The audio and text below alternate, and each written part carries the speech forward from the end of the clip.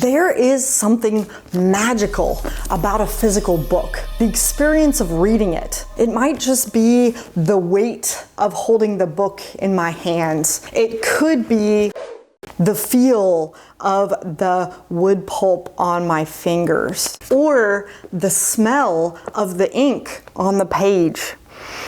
Yeah. That's it. It could also be the time it takes to get done with a physical book. The truth is, as I get older, I have less and less time, but I don't want to give up reading. Fortunately for me, there is the alternative.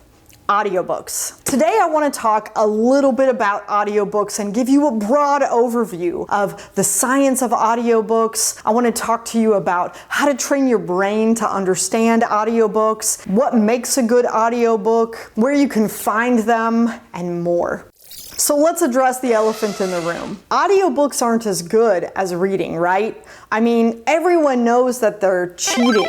It's not really reading if you're listening, right? Interestingly, a lot of scientists have actually done studies to try to compare this and answer that very question. There are quite a lot of really interesting studies that are coming out about this topic. One particular study that used MRIs to scan the brains of people who were either listening to a story or reading a story. And they watched the areas of the brain that lit up so that they could understand where in the brain this information was being processed. And what they discovered sounds so simple and yet is so astounding. Regardless of the modality that you absorb the information with, aka whether you read it or listened to it, the brain processes the information in the same place. So the end result, your understanding and your processing power of whatever story it is happening in the same place, which means that modality or reading versus listening doesn't actually matter because it ends up in the same place. This is truly awesome because we can prove with science now that audiobooks and physical books are on the same footing. The next study that I thought was really fascinating was one that compared comprehension. And people with disabilities, this is really important because if we have problems reading, we can use audiobooks to get the same information to the same place. So when they studied reading comprehension, what they found is that as long as students practiced, they understood and comprehended the same details, and interestingly, skipped over the same details in both physical books and audiobooks. Now, what about those people out there who just don't get along with audiobooks, who say that they just can't listen because they can't concentrate, their mind wanders, and they don't really remember any of the things that are said when they listen to a story versus when they read it? The answer to this is in a lot of those studies, but it's also in a little bit of common sense. And that is, we need to train our brain. We need to practice. I mean, the truth is you didn't learn to read and understand these complex stories overnight. It took us years of reading single line sentences to get to chapter books, to get to bigger books as well. And that's one of the reasons why I think so many people are more comfortable with the reading experience. This is also how we've been taught in schools to learn and absorb information. But what is interesting now is that since audiobook information gets to the same area of the brain with the same amount of comprehension, we have to train our brain to get to that point. It took me about 5 months to be able to read a book or listen to it and understand things on an equal platform. And it's important that you know that your journey might be different than mine, but I did want to give you a couple of steps and guidelines into practicing reading audiobooks. The first step that I highly recommend, one that I come back to all the time, is to start by reading a physical copy while listening to the audiobook. This is going to do one particular special thing. It's going to get you used to listening to the story at the pace of someone else. I think that this is one of those most underrated parts of understanding audiobooks because when we're reading it ourselves, our eyes can sometimes go back and forth. It can reread the start of a paragraph. We can skip over certain things. We can go back to certain things. And I think that one of the hardest hurdles to get over is to understand that the audiobook narrator doesn't really read specifically for you. They're just reading the book at their pace. And we have to get used to that pace. This is also a particularly immersive way to absorb a story.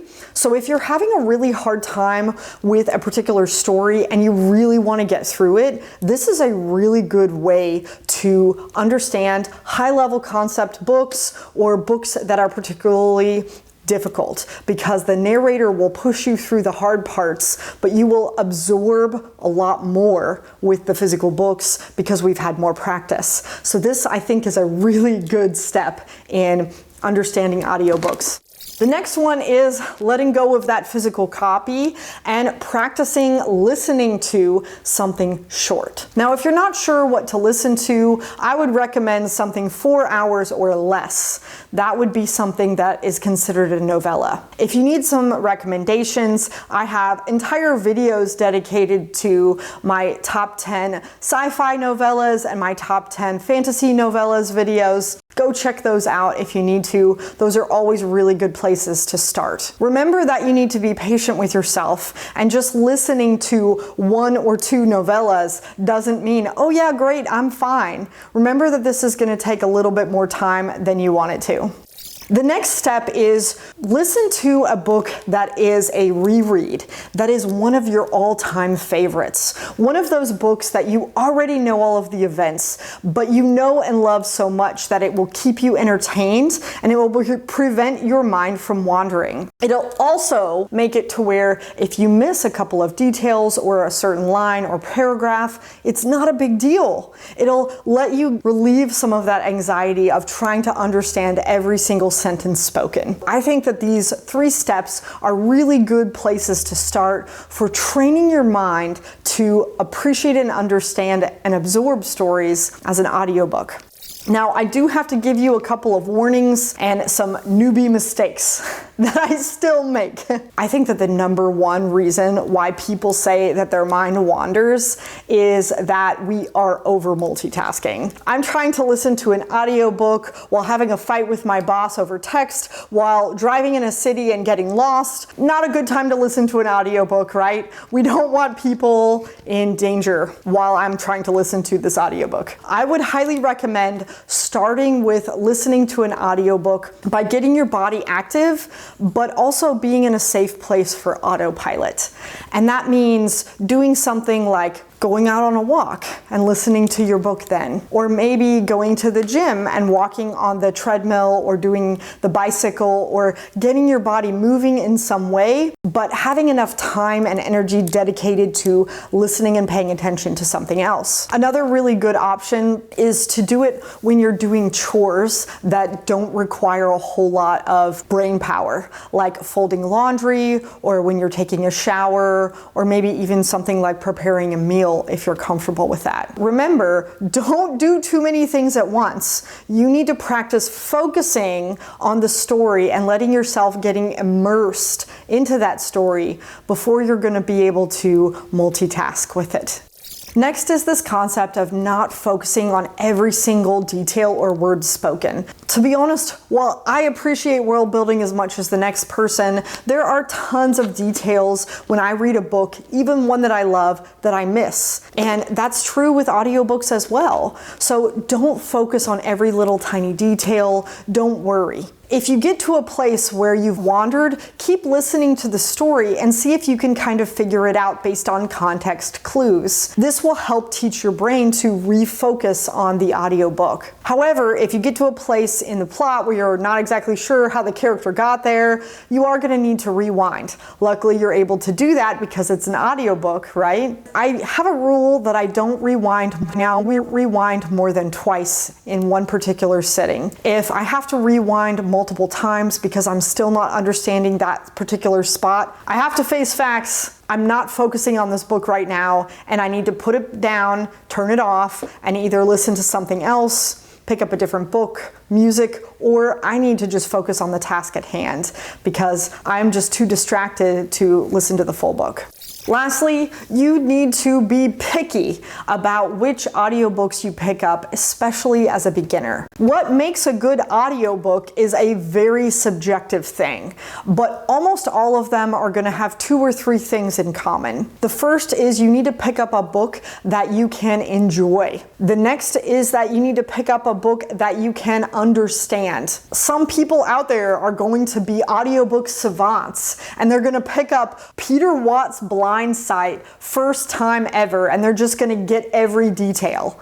And that is not me. Be very patient with yourself and know that you need to pick up maybe something that is a little bit easier to start. Then you need to pay attention to the audiobook narrator. It is true that audiobook narrators can make or break this book for you. There are books out there that I refuse to read because the audiobook narrator annoyed me to such an extreme point that I can't read that book anymore, even in a physical copy, without hearing some really incredible pet peeves. Like this one lady said star in a really particular way that just really bothered me, and now I can't read that book. So you need to be very careful with audiobook narrators. One of the easiest ways to do this is to always listen to a sample. You can get free samples of audiobooks about 2 minutes long for most audiobooks. And if you can't listen to a 2-minute audiobook sample and you can't stand that audiobook narrator for those 2 minutes, maybe this isn't a good book for you. So many people ask me for recommendations or suggestions on audiobook narrators, and the truth is that everybody is going to be very different because some people have certain pet peeves that other people don't, and vice versa. I think that you're going to have to find which audiobook narrators work well for you. Once you find one that really does a spectacular job, notice who they are and maybe go look at other books that they've done that you might also enjoy. There are Audiobook Narrator Awards. I'm going to link that website in the description box down below, as well as a couple of fan-made audiobook award sites. The fan-made sites were really interesting, and they were specific for science fiction and fantasy. I'm just going to name a couple of big deal narrators that almost everybody at least has heard of or knows of. We could do an entire video on just audiobook narrators and which ones you like and don't like. If you have ones that you absolutely love or ones that you cannot stand, you should mention them in the comments of this video so that way people can check out what you do and what you don't recommend. What I can tell you is some of the big name narrators that you will definitely come across are people like Will Wheaton, who might be the demigod of audiobooks, because whether you like him or not, he has done some of the big deal science fiction and fantasy books, and he is just cranking out audiobook after audiobook. You will definitely encounter him. I think he became famous for Ready Player One, but he also read The Martian. He also reads a lot of John Scalzi's works. He is very prolific. I don't even know who'll read this. I guess someone will find it eventually, maybe 100 years from now. Another one is a husband-wife team that you might be aware of, Kate Redding and Michael Kramer. These two are married and they're really well known for doing the Wheel of Time narration, but they're also working with Brandon Sanderson now and doing several of his books. So they're very prolific as well. Definitely make their living with this. So if you want to check them out, a lot of people seem to absolutely love them. The battle had been so furious this time, one of the worst. There are tons of other awesome audiobook narrators, people like Ray Porter, who reads We Are Legion, We Are Bob. Oh, such a good series, and he really brings it to life, you know? He also did a fantastic job with Project Hail Mary. I mean, I loved it even more because he did it. A computer is hassling me. I'm even more irritated now. I would read and listen to anything that Ray Porter comes out with. I also run into the names like R.C. Bray. I run into Nick Podell a lot. I run into Robin Miles quite a bit. And of course there's Stephen Fry, who did the Harry Potter series, but he also did The Hitchhiker's Guide to the Galaxy. I mean, there are so many people out there, there's just no way I can name them all. Please check the comments section and check out that link in the description. Now, the last big subject that we have to talk about with audiobooks is where to get them. One of the biggest places, or at least the most famous place, is on Audible. Audible is owned by Amazon, and there's quite a bit of controversy about whether or not you should be listening to audiobooks on Audible or not. I'm not going to detail the controversies here. Tons of big booktubers have done it. It's a very easy, very Googleable situation, so go check that out if you don't know about it. What you need to know as a user is that an Audible book subscription is going to be a certain amount per month, which I believe is currently $20, and you get 1 credit a month. If you want to add extra credits, that is another $15 US. What is great and also terrible about this credit idea is that 1 credit is going to cost the same regardless of the length of book. So you could have a 48-hour book or you could have a 2-hour book, and they are going to be the same price. They are both a credit. So if you are in a situation where finances are a little tight, Audible may not be a great place. That's why you should know about the Libby app and Overdrive. These are 2 apps that are free apps that are used by the US library system, where you can get a library card and rent audiobooks. That's right, for free. Now, there are a couple of caveats with this, and that is you only get the audiobook for 2 weeks and then it disappears from your phone. And of course, you may have to wait in line for the audiobooks, especially the big ones that come out, because the library is only given X number of copies and they loan them out according to how many people want to listen to them. I think that if you're willing to wait for a book and if you're willing to try to get it done within 2 weeks, this is a really good option. If you're not in the US, you can buy a library card subscription. I think that certain states like Virginia and Wyoming allow you to get a library card number. So if that's something that interests you, I don't know if that's a good deal for you, you can decide. Another free place to get audiobooks is on YouTube. Although I will tell you that if you're looking for new or recent releases, that's probably not going to be found. But a lot of the older books or the Creative Commons licenses are available on YouTube. So definitely try to Google some of your favorite books. You'll be surprised at how many you find. Another way that you can get free audiobooks is from authors' websites. There aren't tons, but there are some authors who put out free ebooks or free audiobooks on their work. This is particularly kind of them since they're making no money on that, so definitely go check out those authors. The last big place for audiobooks is subscription services. Now, I have researched quite a few different subscription companies. Of all the subscription services that I looked at, there's one that stands out to me. In particular, it stands out because I judge all audiobook services based off of whether or not I can find both old and new science fiction as well as fantasy. The company Scribd definitely has the widest, biggest variety of science fiction and fantasy of all of the companies that I looked at. And they're only $12 a month, and they're unlimited, and there's no wait. So I've had a really good time with Scribd. I definitely recommend it. If you're not finding what you want on the free sites, then this is definitely a place that I would go recommend. And that does it for my overview of audiobooks. Thank you guys so much for listening to this. Come over to Discord and chat with us. I have an entire channel dedicated to audiobooks only. You'll have to let me know in the description box down below if you recommend a certain audiobook narrator or if you have one to stay away from. Until next time, you guys.